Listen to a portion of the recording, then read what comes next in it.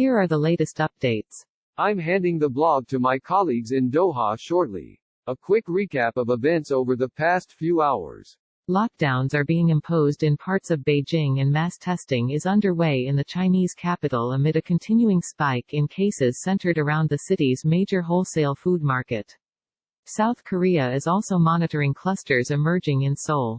Australia is hoping an infrastructure boom will help it recover from its coronavirus-induced recession, its first in 30 years, while countries in Europe continue to relax their lockdowns with shops and airlines resuming business.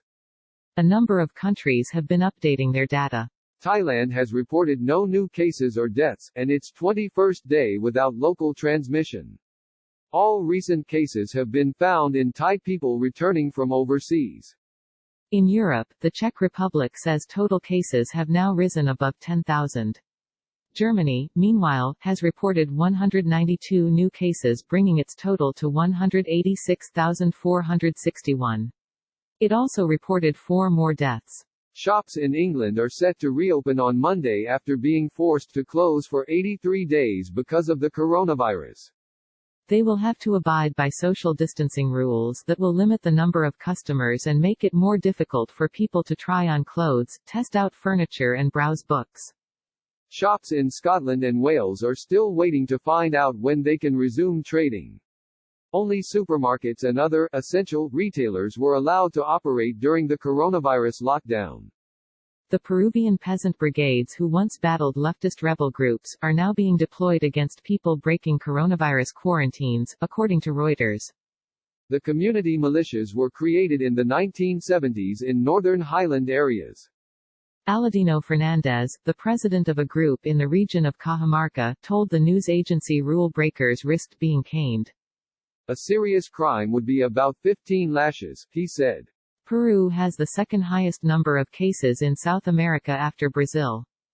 Disneyland in Hong Kong has announced it will reopen on June 18, nearly 6 months after it closed in late January. The theme park, including its shops and restaurants, will open with controlled capacity, and social distancing will be enforced.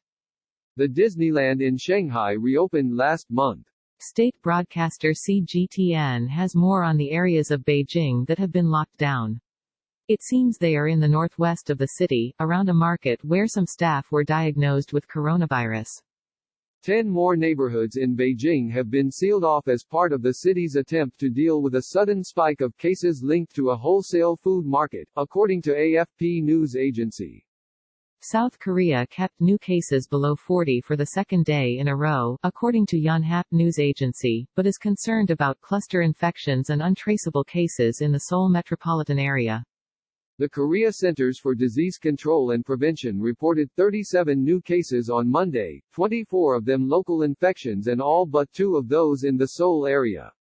The new cases are clustered around a door-to-door business group, small churches and a table tennis center.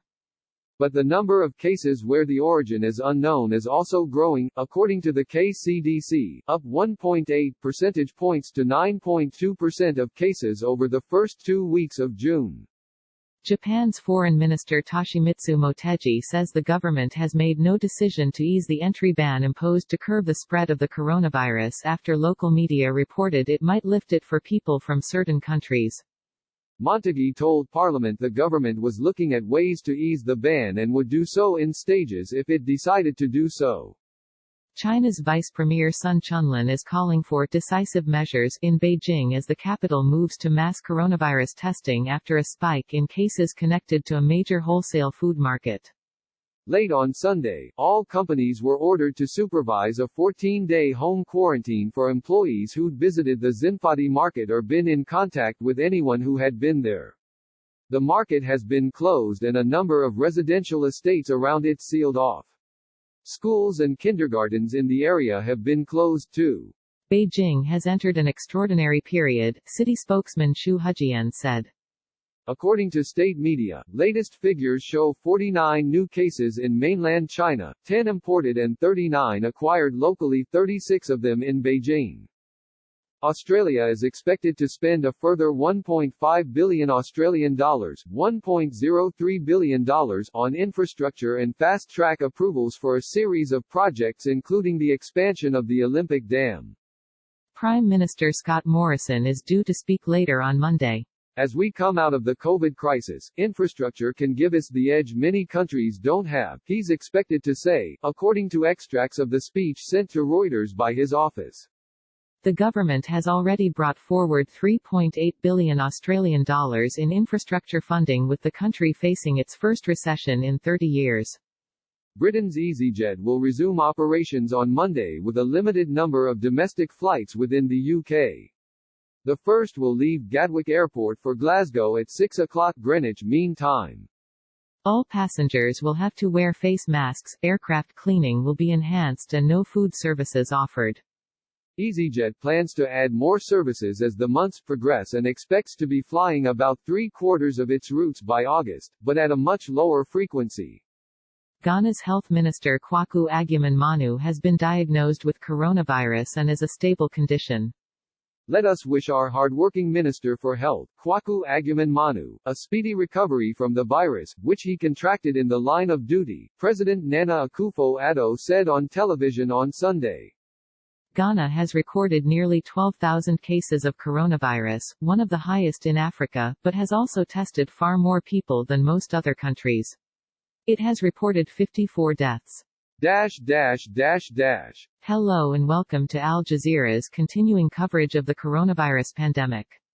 I'm Kate Mayberry in Kuala Lumpur. Read all the updates from yesterday, June 14, here.